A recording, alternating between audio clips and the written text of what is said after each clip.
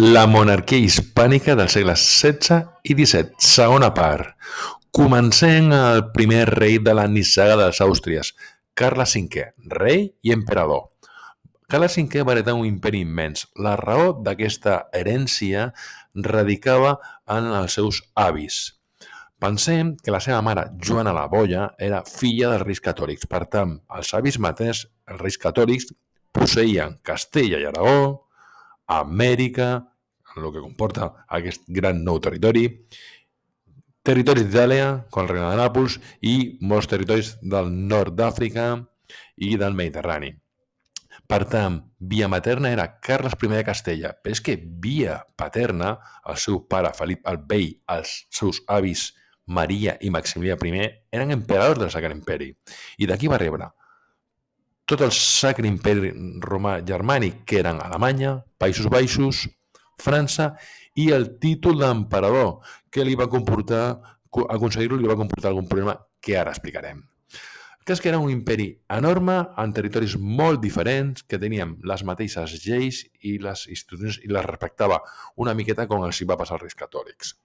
Carles V no tenia un poder absolut, algunes decisions eren aprovades pels parlaments de cada regne, la seva cort era itinerant, és a dir, no tenia una ciutat on residia, s'anava desplaçant a la cort, i per governar aquest immens conglomerat de regnes posava un governador o un virrei. Us he dit que va tenir algun problema per aconseguir aquest títol d'emperador. I és que Carles V d'Alemanya i Carles I de Castella, recordeu aquest doble títol, era nascut a Flandes. Quan va arribar a Castella va portar els seus nobles.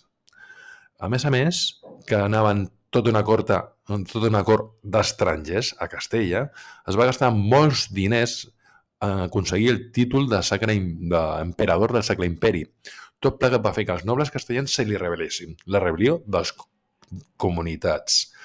La va sufocar, la va guanyar, però Carles V va pensar que havia de ser més hàbil. No podia arribar de Flandes, portar els seus nobles de Flandes, gastar els calés de Castella dins de Castella per aconseguir un títol d'emperador.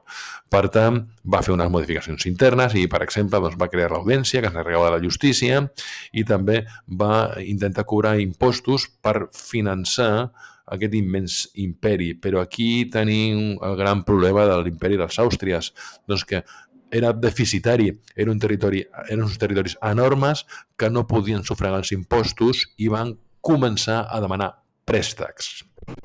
Bé, el principal objectiu de Carles V era unificar la cristianitat sota el seu comandament. I aquí li va comportar tres grans focus d'oposició i de conflictes constants. França, el principal rival, els turcs otomans, una amenaça al Mediterrani que podien tallar aquesta ruta cap a l'est en qualsevol moment, de les espècies, ja ho sabem. Els prínceps protestats alemanys.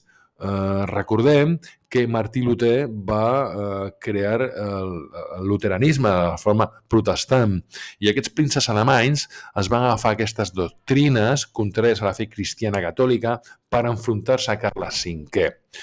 Va intentar Carles V frenar el protestantisme, el luteranisme que s'anava expandint, el luteranisme és una branca del protestantisme, però tot això li va comportar molts mals de caps i decebut, al final de la seva vida, va cedir poder i dividir territoris. Donarà el Sacre Imperi al seu germà Ferran i la resta de possessions al seu fill Felip, serà Felip II, del qual parlarem al següent vídeo.